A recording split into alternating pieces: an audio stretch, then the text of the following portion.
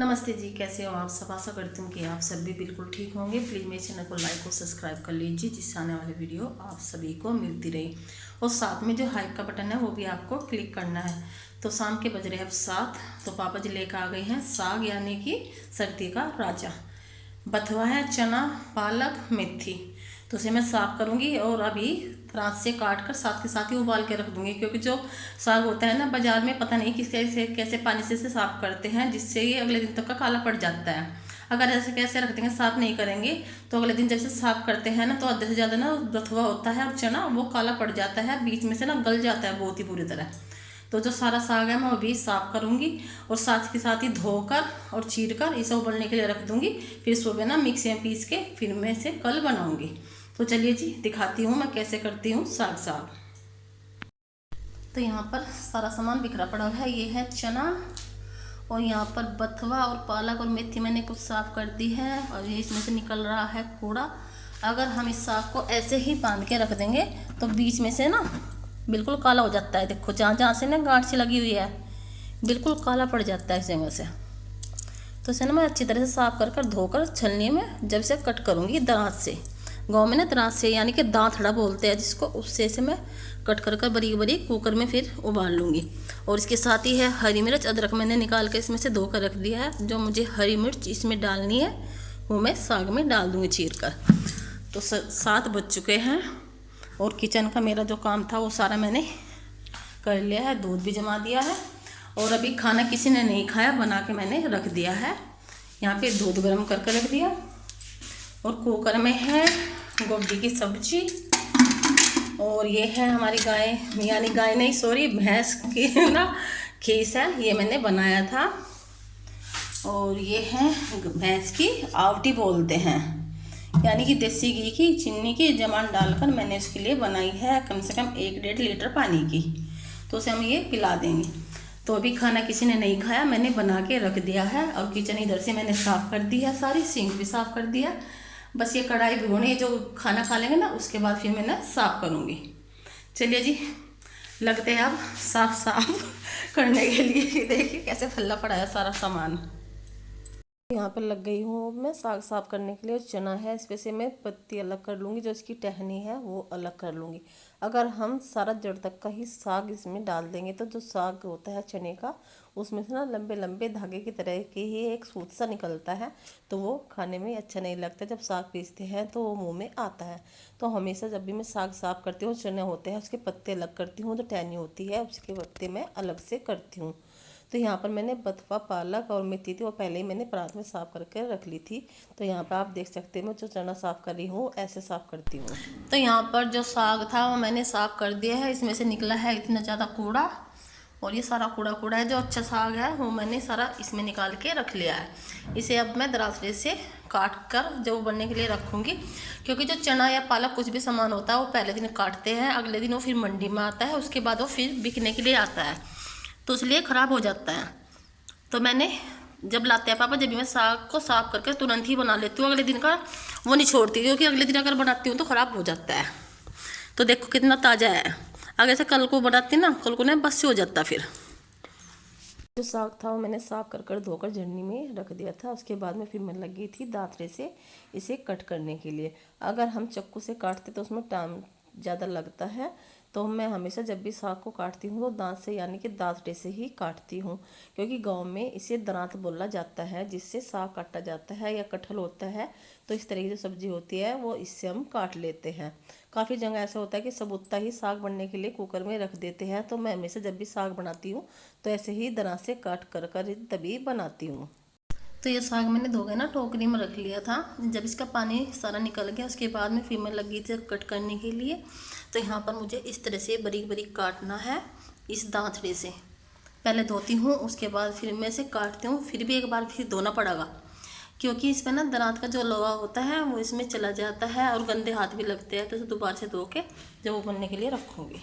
साग ना सभी को ही ज़्यादा पसंद होता है, क्योंकि हमारे यहाँ जब भी हम साग बनाते हैं तो हमारे यहाँ मक्की की रोटी ज़रूर बनाई जाती है। क्योंकि जो साग होता है वो शादी होती है ना, शादी में भी साग बनाया जाता है, और मक्के की रोटी अधिकतर सभी के घर में जो साग होता है वो बनाया जाता है, सभी को पसंद भी आता है। तो मैं आज आपके साथ शेयर कर रही हूँ साग की रेसिपी मैं कैसे बनाती हूँ, हमारे यहाँ गाँव में कैसे साग बनाते हैं। तो जो साग था वो मैंने धोकर कुकर में रख दिया था इंडक्शन पर। इसमें डाल दूँगी मैं थोड़ा सा नमक। तो जो हरी मिर्ची थी वो मैंने पहले ही साग में डाल ली थी। अब इसमें मैं 6 से 7 सीटी लगा लूँगी। जब इसका कलर बिल्कुल येलो हो जाएगा उसके बाद में फिर मैं इसे बाहर निकाल कर रख लूँगी। तो साग मैंने वो उबलने के लिए इंडक्शन पर रख दिया है। बाकी जो रसोई का मेरा काम था वो सारा हो गया। रसोई मैंने साफ़ कर छोड़ दी है। और जहाँ पर मैंने बाहर साग साफ़ किया था वहाँ पर भी जो कूड़ा था वो मैंने उठा दिया है, वहाँ पर मैंने पोछा फेर दिया था। और ये बना रखा है हमने पायदान। जो हमारे यहाँ सूट या चुन्नी पट जाती है या साड़ी होती है पुरानी, उसका हम सिलाई से जैसे स्वेटर बुनते हैं ऐसे ही ये पायदान हम बना लेते हैं। तो ये मैंने बहुत ही सुंदर हाथ से पायदान बनाकर रसोई के सामने डाल रखा है। तो यहाँ पर मैंने जो बिस्तर था वो लगा के छोड़ दिया है। एक उस बेड पर रख दिया कंबल और एक इस खाट पर। बच्चे जो हैं अभी नीचे गए हुए हैं, तो उनके आने से पहले ही मैंने जो बिस्तरे थे वे लगा दिए बच्चों के सोने के लिए, क्योंकि फिर आते ही ना उन्हें ठंड लगने लगती है। अभी तो वे टीवी देख रहे हैं नीचे बैठक में, तो मैंने पहले ही कपड़े बिछा के और कंबल जो थे उनके रख दिए हैं। तो सुबह के बज रहे हैं 7:30। आज दिन है संडे का। बच्चे जो है वे उठ गए हैं, तो मैं लग गई हूँ नाश्ते की तैयारी में। तो किचन की आप हालत देख सकते हैं, क्या हालत हो रही है पूरे किचन की, क्योंकि सुबह के टाइम ना बहुत ज़्यादा काम फैलता है। तो यहाँ पे जो रात मैंने साग साफ़ किया था वो सुबह मैंने मिक्सी के जार में पीस के रख लिया था, क्योंकि लाइट ना फिर 11 बजे आती है। 11 बजे लाइट आ गया, फिर किस टाइम साग पीसता, फिर ये किस टाइम बनता। क्योंकि मैंने पहले सुबह इसलिए पीसा था क्योंकि फिर मैं इसे प्याज और लहसुन डालकर छोंक लूँगी, यानी कि तड़का लगा लूँगी इसमें।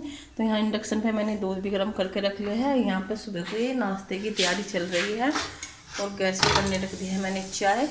तो यहाँ पे बस पराठे सेक रही हूँ बच्चों के लिए नाश्ते के लिए।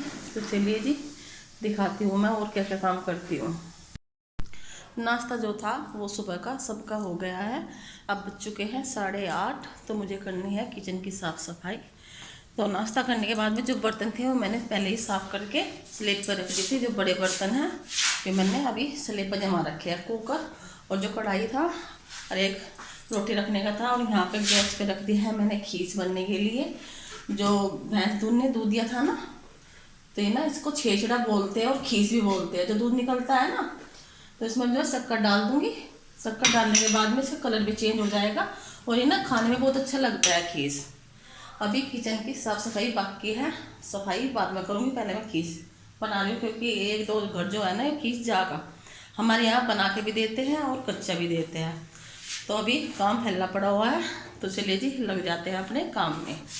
और साग जो था वो मैंने पीस के रख लिया था सुबह ही 7 बजे, फिर लाइट ना 11 बजे आती है। तो यहाँ पर मैं डाल दूँगी इसमें गुड़ या शक्कर, आप जो भी कुछ डालना चाहते हैं वो इसमें डाल सकते हैं। तो यहाँ पर मैंने इसमें जो गुड़ था वो डाल दिया, जिससे ये मीठा हो जाए। क्योंकि जो खीस होता है फीका खाने में बिल्कुल भी अच्छा नहीं लगता। तो जो गुड़ है इसमें गर्म में ही डालना पड़ता है, क्योंकि ठंडे में ना जो गुड़ है वो अच्छी तरह से घुल नहीं पाता। तो यहाँ पर आप देख सकते हैं इसका कलर भी कितना अच्छा हो गया है।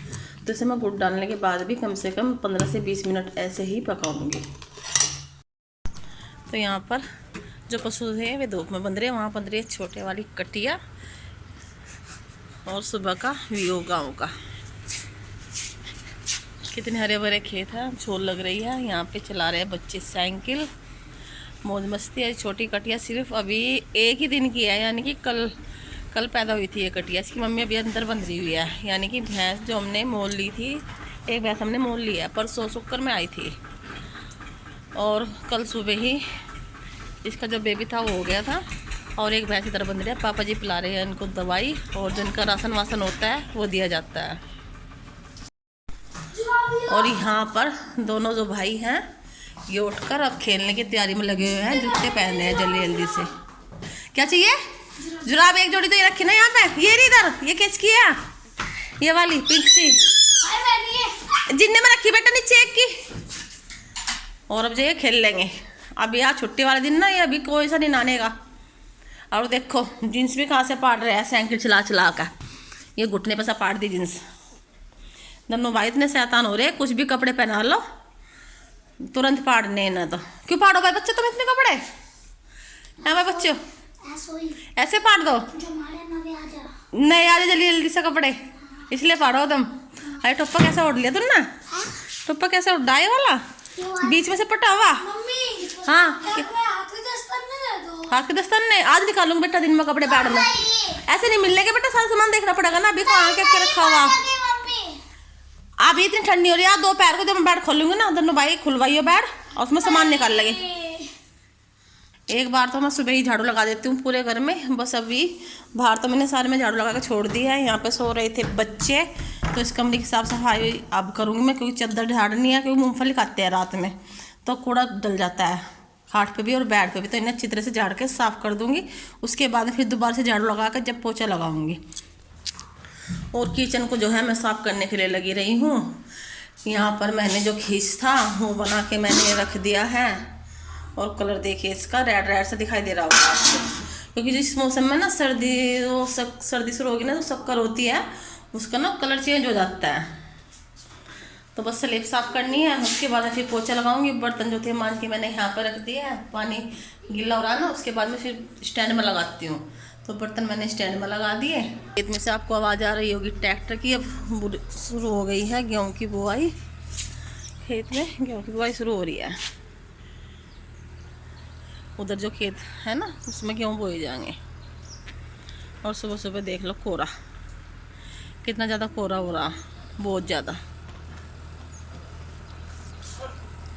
फिर मैं लग गई हूँ रसोई की स्लेब जो थी वो साफ़ करने के लिए क्योंकि सबसे लास्ट में मैं हमेशा स्लेब साफ़ करती हूँ जब मेरा बर्तन का काम हो जाता है क्योंकि बर्तन में जो पानी निकलता है वो फिर स्लेब पर रह जाता है। तो जहाँ पर मैंने रोटी बेली थी वहाँ पर थोड़ा सा आटा चिपक गया था तो उसे मैं गिले कपड़े से अच्छी तरह से साफ़ कर लूँगी। स्लेब को मैं 2 से 3 बार साफ़ करती हूँ सुबह के टाइम क्योंकि एक तो जब धूल ज़्यादा रहती है यानी कि आटा चिपका रहता है तो एक बार तो जब साफ़ करती हूँ फिर धोकर दोबारा से फिर मैं इसको साफ़ करती हूँ अच्छी तरह से। तो यहाँ पर आप देख सकते हैं जो रसोई थी वो मैंने बिल्कुल साफ़ कर चमका कर छोड़ दी है। उसके बाद में जब मैं साग बनाऊँगी तब जो थोड़ा बहुत काम फैलेगा उसे भी मैं साथ के साथ ही साफ़ कर दूँगी। उसके बाद में फिर मुझे करनी थी अपने कमरे की साफ़ सफाई क्योंकि बच्चे जो थे वो उठ कर चले गए थे नीचे टीवी देखने के लिए। तो सबसे पहले जो कपड़े या बिस्तरे रखे हुए थे उनके तह करके मैं अलमारी में जमा दूंगी। जो गर्म बिस्तर है यानी कि कंबल है उसे एक को मैं बेड पर रख दूँगी क्योंकि बच्चे हैं पता नहीं किस टाइम आकर वे बेड पर लौट जाते हैं तो ठंड लगती है तो वे अपना आराम से ओढ़ कर बैठ जाते हैं। तो जो चादर थी वो मैंने झाड़ कर अच्छी तरह से साफ़ कर उस पर ये जो कंबल है वो लगा के छोड़ दूँ। तो दूसरी खाट है उसकी चादर भी मुझे झाड़ कर साफ़ करनी है। ये मेरा डेली रूटीन का काम है पूरे घर की साफ़ सफाई करने का और किचन को साफ़ करने का और रूम का। क्योंकि छुट्टी वाले दिन बच्चे ना थोड़े लेट उठते हैं। अगर वे जल्दी उठ जाते हैं स्कूल चले जाते हैं जल्दी मेरा काम निपट जाता है क्योंकि आज वे घर पर थे तो इसलिए सारे काम को मैं लेट हो गई थी। तो जल्दी जल्दी से मैंने जो रूम था वो अपना साफ़ कर दिया झाड़ दिया। फिर मेरा जो पोछे काम था फिर वो मैं अपना कर लूँगी। मैं हमेशा ही सबसे पहले ऊपर का जो रूम होता है ऊपर के कमरे में बरामदे में पोछा लगाती हूँ साफ़ सफाई करती हूँ। उसके बाद फिर मैं पशुओं का काम करने के लिए नीचे जाती हूँ क्योंकि साथ के साथ ही मैं पशुओं का काम भी कर लेती हूँ। और फिर लाइट जो होती है ना वो पहले तो 10 बजे आती थी अब 11 बजे आनी शुरू हो गई है। साथ ही मैं कपड़े भी धो लेती हूँ और पशुओं को भी नहला लेती हूँ। और जो मेरा नीचे का काम होता है जैसे झाड़ू का और पोछे का नीचे का तो वहाँ का भी मैं जब भी साथ के साथ कर लेती हूँ क्योंकि 12 बजे तक का ही मेरा नीचे का पशुओं का और झाड़ू पोछे का जो काम होता है वो मैं सारा कर लेती हूँ। तो यहाँ पर जो चारपाई पे खाट थी पर चादर पड़ी थी वो भी मैंने झाड़ कर अच्छी तरह से साफ़ कर दी थी। उसके बाद में फिर मैंने जो कमरा था उसे झाड़ कर अच्छी तरह से साफ़ कर दिया था। उसके बाद में फिर मैं लगी थी पोछा लगाने के लिए क्योंकि चारपाई के नीचे धूल मिट्टी रह जाती है। तो हमेशा जब भी मैं पोछा लगाती हूँ तो बेड के नीचे और चारपाई के नीचे अच्छी तरह से लगाती हूँ क्योंकि जब ज़्यादा धूल बैठ जाती है उससे फर्श जो है ना वो काला पड़ जाता है। सुबह के टाइम तो इतना ज़्यादा काम हो जाता है कि 12 आराम से बच जाते हैं सारे घर की साफ़ सफाई में। गर्मी में तो जल्दी काम निमट जाता है पर सर्दी में ना दिन छोटा होता है क्योंकि एक तो सुबह देर से उठते हैं तो सारा काम देर से शुरू होता है। तो यहाँ पर इसलिए आज मेरा जो काम है थोड़ा लेट होगा। तो मैंने जल्दी जल्दी से सारे घर में पोछा लगा दिया। पोछा लगाने के बाद में फिर मुझे साग बनाना है। साग बनाने के बाद ही बाकी काम में फिर मैं बाद में लगूंगी क्योंकि खेत पे से खाना खाने के लिए जल्दी आ जाते हैं क्योंकि सुबह जल्दी चले जाते हैं। खेत में चल रही है गन्ने की छिलाई तो गांव में भी कोई नहीं मिल रहा है झाड़ू पोछे करने वाले तो इसलिए ही पूरे घर में झाड़ू पोछे का और साफ़ सफाई का काम हम खुद ही करते हैं।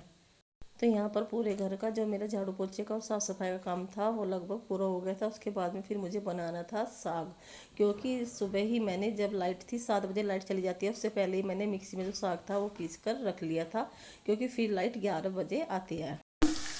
यहाँ पर मैंने कढ़ाई में थोड़ा सा जीरा और थोड़ा सा प्याज जो है वो कट करके डाला था, और थोड़ा सा लहसुन, और यहाँ पे जो साग मिक्सी में पीसा था वो रखा हुआ है। यहाँ पे है ये मक्की का आटा जो हम इसमें आलन देंगे। आप या तो इसमें बेसन भी डाल सकते हैं या मक्की का आटा, जो आपका घर में सामान हो आप वही इस्तेमाल कर सकते हैं साग में। वैसे तो गेहूँ का आटा भी डाल लेते हैं, पर जो स्वाद आता है वो हमेशा मक्की के आटे से ही स्वाद आता है साग में। तो यहाँ पर जब ये हल्का सा ब्राउन हो जाए तो उसके बाद फिर मैं इसमें डाल दूँगी साग। और यहाँ पर मैंने रख दिया है घी गर्म करने के लिए। फिर जब ये ठंडा हो जाएगा इसको रख दूँगा मैं फ्रिज में। जो इसमें छाई होगी ना नीचे वो अलग निकाल लेंगे। उसके बाद में ना जो घी होता है वो बहुत ही अच्छा बनता है। तो ये जो प्याज और लहसुन का छोंका हमारा ये अच्छी तरह से ब्राउन हो गया है, इसमें डाल देंगे हम जो साग पीसा था वो।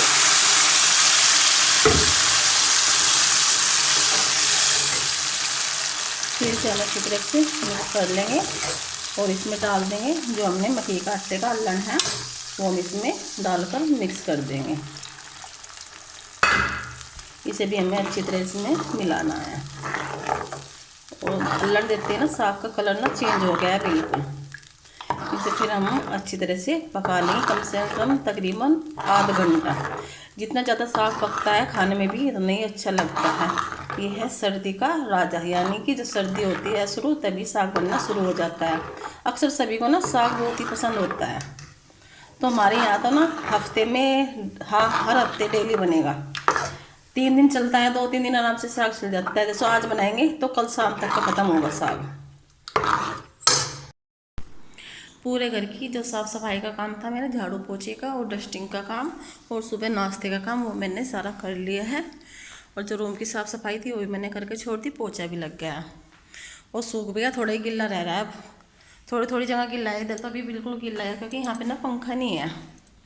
और किचन थी वो भी मैंने साफ़ कर दी है। बस सुबह का जो मेरा मॉर्निंग रूटीन का काम था वो पूरा ख़त्म हो चुका है। तो आज की वीडियो में बस इतना ही। और देखिए आप 7 हो चुके हैं। तो कमेंट करके ज़रूर बताना कि आपको मेरी इवनिंग रूटीन की, यानी कि साग साफ करने की, और मॉर्निंग रूटीन की, घर की साफ़ सफाई और सुबह का झाड़ू पोछे का काम, तो आज की वीडियो मेरी कैसी लगी। तो मिलते हैं आपसे नेक्स्ट वीडियो में, तब तक के लिए नमस्ते, बाय।